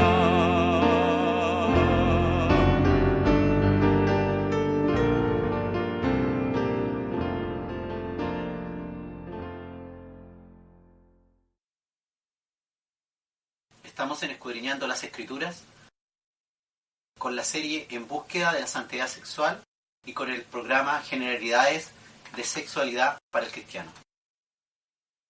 La sexualidad es parte del plan original de Dios en su creación y por lo tanto es bueno. Eso es importante. Vamos a ver esto. El mandato de Dios es de procrear y es previo a la introducción del pecado en el mundo. Vaya a Génesis 1 del 26 al 31. Dijo Dios, hagamos al hombre a nuestra imagen conforme a nuestra semejanza. Eso es muy importante, y somos hechos a la imagen de Dios. Y somos hechos a la imagen de Dios y conforme a la semejanza de Dios, no podemos llevar una vida a nuestra imagen y conforme a nuestra semejanza. Y somos hechos a la semejanza de Dios y a la imagen de Dios. Debemos seguir la imagen y la semejanza de Dios. Y sobre todo si hemos sido ahora perdonados por nuestro pecado y adoptados hijos. Dice la palabra que creó Dios al hombre a su imagen de Dios lo creó, varón y hembra los creó. Y los bendijo Dios, los bendijo siendo varón y hembra. Y le dijo, después de bendecirlo, tengan relaciones sexuales. Le dijo, fructificad y multiplicaos, llenad la tierra y sojuzgadla, y señoread. Entonces, esta bendición y esta orden de tener relaciones sexuales no es algo impuro, no es algo malo, no es pecaminoso. Es Dios ordenando. Pero también esto ordena Dios más adelante con su palabra otras cosas. Vio Dios, dijo, después de haber creado todo esto, las plantas verdes que sería para comer, que fuera dada toda planta que da semillas, que está sobre la tierra, todo árbol que da fruto, toda bestia y toda ave del cielo, todo lo que se arrastra a la tierra, que hay vida, toda planta verde le será para comer. Y fue así. Esa fue la creación original. Todo era bueno. Y vio Dios todo lo que había hecho, y aquí que era bueno en gran manera. Y fue la tarde y la mañana, el día 6. Entonces, hombre y mujer fueron creados a imagen y semejanza de Dios, según la Escritura, 4.000 años antes de Cristo. O sea, unos 6.000 años atrás. Así está establecida la creación. De acuerdo a la genealogía, asume todos los años, va a encontrar que estamos a 6.000 años de la creación. 4.000 años antes de Cristo, entonces, se produce este acto de creación. El amor se ve en este contexto orientado, ante todo, a la procreación. Hay una intención de Dios a la procreación, a la multiplicación. Hacen falta brazos para trabajar, para fructificar, para llenar la tierra, y por lo tanto, reproduzcanse. Como base del dominio del mundo. Dios le dijo, sean fecundos, multiplíquense, llenen la tierra, sométanla, manden a los peces del mar, a las aves de los cielos y a cuanto animal viva en la tierra. En el fondo eso le dijo. Dios dijo, hagamos al hombre a nuestra imagen y semejanza, y creó Dios al hombre a su imagen, a imagen de Dios lo creó, macho y hembra los creó. No hay un tercer sexo. Dios creó al hombre y la mujer. Hombre y mujer no son el resultado de un proceso evolutivo, ojo. No un animal llegando a ser humano, no es un mono llegando a ser humano. Así que si usted tiene ideas evolutivas y tiene una mezcla ahí entre Big Bang, evolución y cristianismo... Sí, hay gente que dice, en una de esas Dios ocupó la evolución para hacer al hombre, ocupó el Big Bang para hacer... No. Y le meten el Big Bang ahí entre el versículo 1 y 2 del Génesis, y le meten la evolución ahí. Que tal vez hay años entre medio de un día y otro, que tal vez no eran días, ¿no? Oye, si uno lo ve a todo nivel, un día escuché a un predicador internacional, un chileno que vive acá, un pastor que va al extranjero, y me salió con el tema de la evolución, el mono utilizando eso. Y el tipo era un tipo muy educado en la escritura, pero ya estaba perdido, ya se había confundido. Ya estaba rayando la papa en lo que era... Ya no le creía al Génesis, ya no le creía, no, me dijo, eso es puro poema, me dijo, eso es puro poema. De hecho... Pura poesía, me dijo, usted le falta mucho que aprender, me dijo. Eso es pura poesía. Así que bueno, Dios dijo, Jesucristo dijo que toda... la escritura se iba a cumplir y todo lo que estaba en la Biblia, Pablo dijo, era inspirado por Dios. De hecho, si usted quiere, pueden ver videos acerca de lo que es creacionismo y van a ver que... Ken Hovind, que es un científico que deja en el piso la teoría del Big Bang y todas esas cosas. Evangelismo de ciencia creacionista se llama. Vamos a hacer una serie de esos programas más adelante, sí, porque sería algo muy interesante. Tenemos ahí mucho material para hablar de eso. Ya, entonces, hombre y mujer no son el resultado de un proceso evolutivo, de animal a ser humano, ni de hombre primitivo, ahí que andaba con un hueso atravesado, a hombre sabio. Ni su dimensión sexual de un animal así, bruto, así, ha sido causada tampoco también por algún poder demoníaco, maligno, ni tampoco el fruto prohibido es el sexo. Porque hay algunos que creen que el fruto prohibido es el sexo. Eva, el fruto prohibido fue... no sé, qué imagino, serían los testículos de Adán, no sé qué fue, pero hay algunos que tienen una confusión tremenda, creen que el fruto prohibido del huerto del Edén eran los genitales de Adán, no sé, o en la relación sexual, no sé, tiene una media enredo. Sí, de hecho la gente tiende a relacionar pecado originalmente el ámbito sexual con el fruto prohibido, así como la vanidad el pecado es el fruto prohibido, ¿no? El pecado sexual de Eva, pues no, pues es otra cosa, están mezclados. De hecho el pecado del hombre y de Eva fue querer ser como Dios, desobediencia, ¿no? Y desobediencia y querer ser como Dios, claro, ser como Dios, pecado. sabiendo el bien y el mal. Ya, entonces estos textos revelan la presencia directa de Dios en la creación, ahí en Génesis 1:26 al 31. Dios creó a la pareja humana y también estos textos explican la intervención divina de una manera directa, instruyéndole, bendiciéndole e instruyéndole a tener relación sexual para multiplicarse, con un sentido de procreación. Ahora, el concepto de pareja humana es el concepto precursor del matrimonio. Veamos, dice, Dios vio que no era bueno que el hombre estuviera solo, sin la comunión de la mujer. Mira, aquí hay un tema muy interesante porque veíamos que todo lo que creó Dios, Él declaró que era bueno, y después dijo que era bueno en gran manera. Pero llega un momento, por ahí, que dice Jehová, que no es bueno que el hombre esté solo. ¿Cómo es la cuestión? No es bueno que el hombre esté solo. Haré pues un ser semejante a Él para que lo ayude. Entonces, en un momento Dios crea primero al hombre y algo le parece que no está bien. Y es que el hombre esté solo y que ese hombre necesita ayuda. Entonces dice la palabra que Jehová hizo caer en un profundo sueño al hombre y éste se durmió. Aquí estamos en presencia frente a la primera anestesia. Sí. A la primera anestesia. El primer anestesista fue Dios, que hizo dormir a Adán. Y le sacó una de sus costillas tapando el hueco con carne. Y tenemos al primer cirujano plástico, pero extraordinario, que no dejó ni una cicatriz. Buena sutura. Sí, y una sutura espectacular, ¿no es cierto? De la costilla de que Yahvé, que Jehová había sacado al hombre, formó una mujer y la multiplicó, la hizo hermosa, preciosa, y la llevó ante el hombre. Y aquí se produce la comunión entre hombre y mujer, que es buena y mejor según Dios. Le pareció a Dios como si la soledad del hombre, por primera vez, produjo en Dios esta impresión de que de lo que Él había creado no estaba bien en su obra creadora. Dios no aceptó como bueno que el hombre fuera un ser solitario. La compañía de todos esos animales no fue suficiente. La presencia de los animales no había bastado entonces para solucionar la soledad humana, a pesar de que el hombre iba a tener dominio y superioridad sobre ellos. En los animales, el hombre no encontró, dice su palabra, un ser semejante en el fondo a él para que lo ayudara. Ningún mono fue suficiente, ningún animal fue semejante a él como para que le brindara ayuda.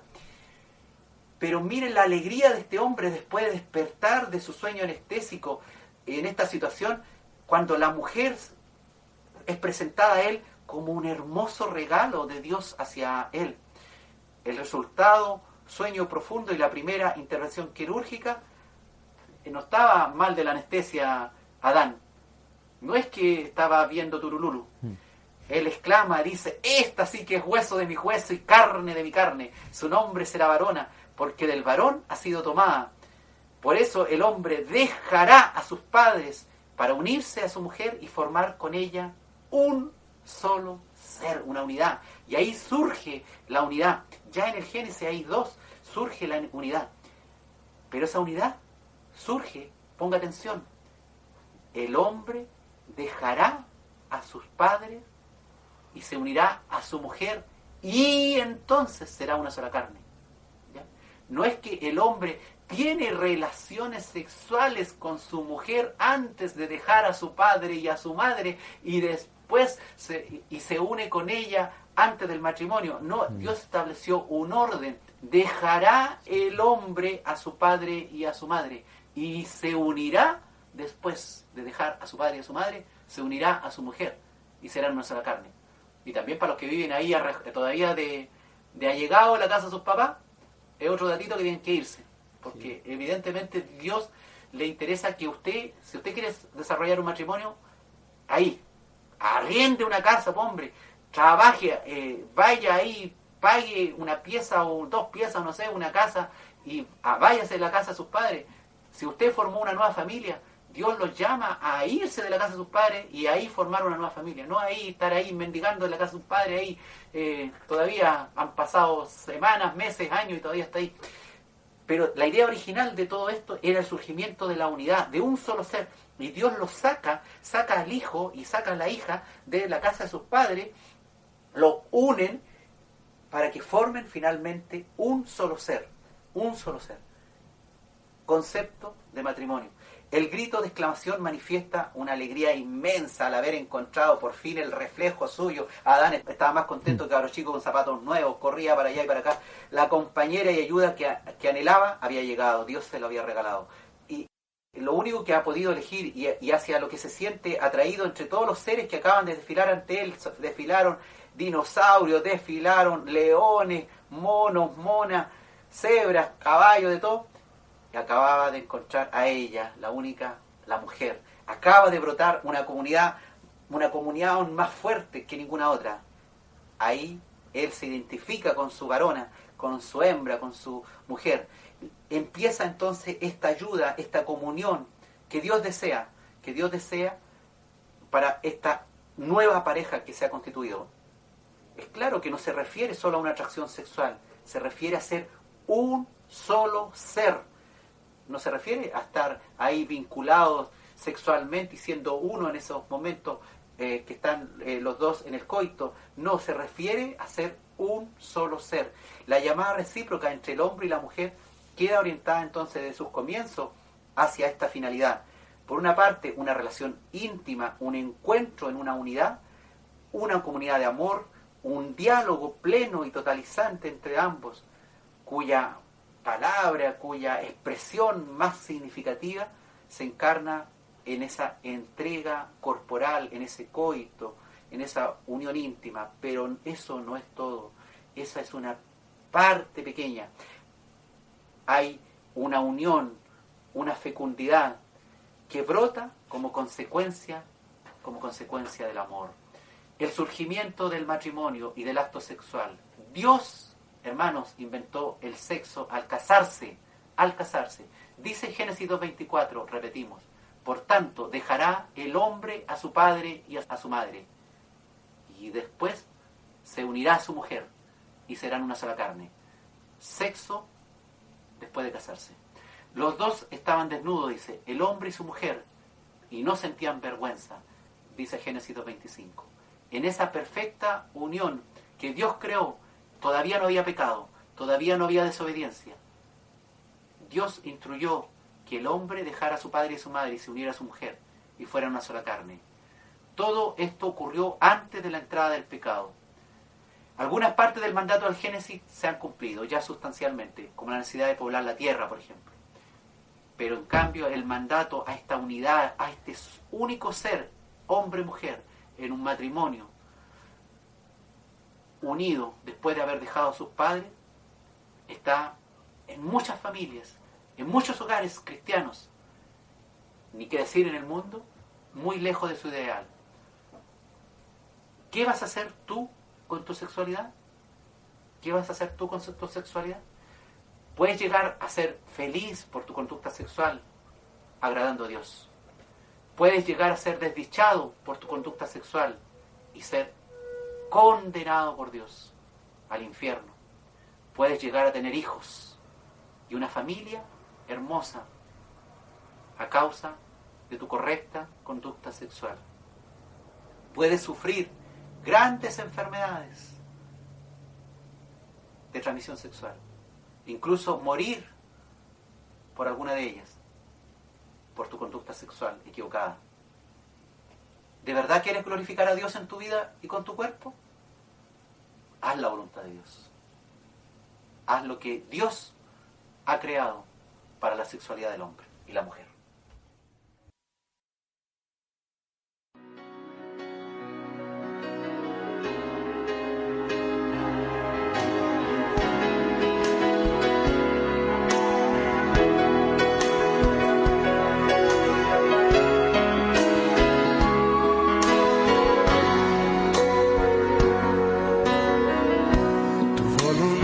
Aceptaré. Tú eres soberano, Dios. Tú sabes lo que me hace falta, sabes lo que necesito. Solo de ti quiero aprender. Enséñame a caminar. Confiar en ti, Señor. Mi vida quiero que gobiernes, no tengo más que ofrecerte. Acepta hoy todo mi ser. Con tus manos, Señor, tómame. Como barro moldea mi ser. Estorbe de mi vida, quitaré.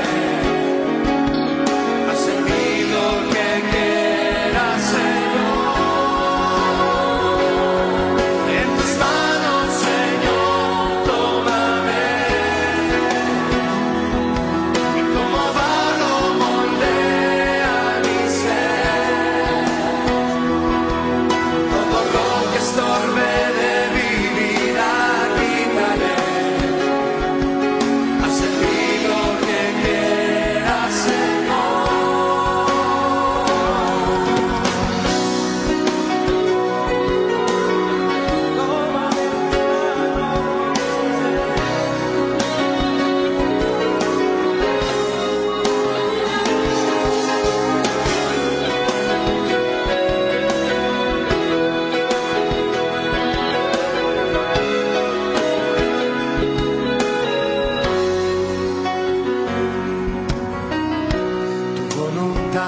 Aceptaré.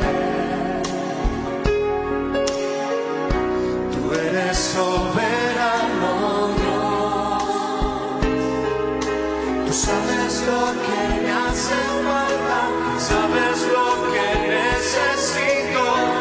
Solo de ti quiero aprender. Enséñame a caminar.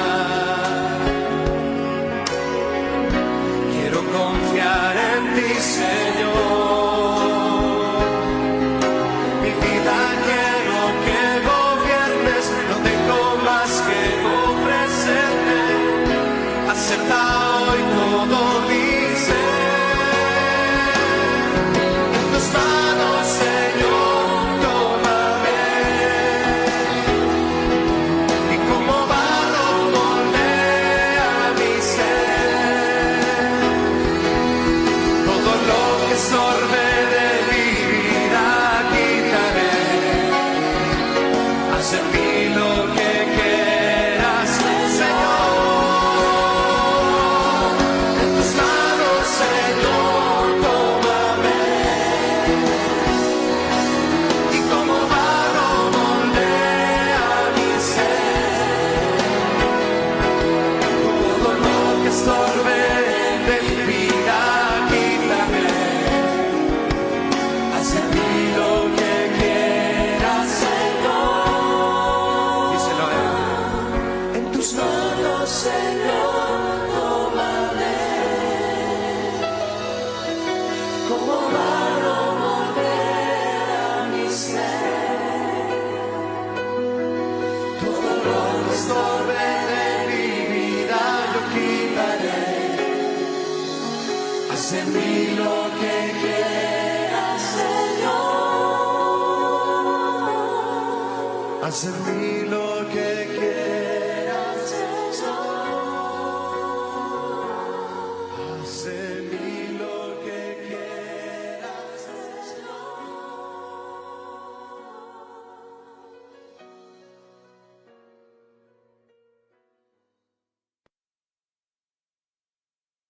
Amén, hermanos, y estamos de vuelta en Escudriñando las Escrituras y estamos ya finalizando este tema acerca de la sexualidad. Hoy día, como hemos trabajado en el fondo acerca de lo que fue las generalidades de la sexualidad, de lo que habla la palabra y ciertos conceptos que sería bueno o es bueno manejar a lo largo de toda esta serie que vamos a estar haciendo. Y vamos a finalizar con una oración para ir concluyendo con este capítulo. Padre amado, todo esto, Padre, es para instruir a mis hermanos, instruirnos todos de tu palabra, Señor. Todo este tema de buscar la santidad sexual de acuerdo a tu voz escrita ahí en la Biblia, es para que seamos capaces de hacer esa voluntad tan deseada por ti, Dios mío, para nosotros. Hay muchas cosas que no entendemos, que nos pensamos que podría ser mejor de otra manera, pero debemos creer por fe que lo que has elegido para nosotros es lo mejor. Hay muchas familias de creyentes que están muy equivocados como están dirigiendo su sexualidad. La Biblia, sabemos, Padre, que tú nos has dejado muchas instrucciones al respecto de cuán peligroso es no hacer tu voluntad. Sabemos que tú quieres lo mejor para nosotros, Señor. Ayúdanos a entender y a tener esa humildad de darnos cuenta de nuestros errores para corregirlos, Padre. Guíanos de acuerdo a tu voluntad, Padre, en todos estos programas que haremos buscando la santidad sexual, en búsqueda de la santidad sexual. Gracias, Padre, por este espacio. Ayuda también a todos nuestros auditores a que busquen el perdón, a que busquen el arrepentimiento, a que corrijan sus vidas, a que sean guiados por tus santas, por tus sagradas escrituras.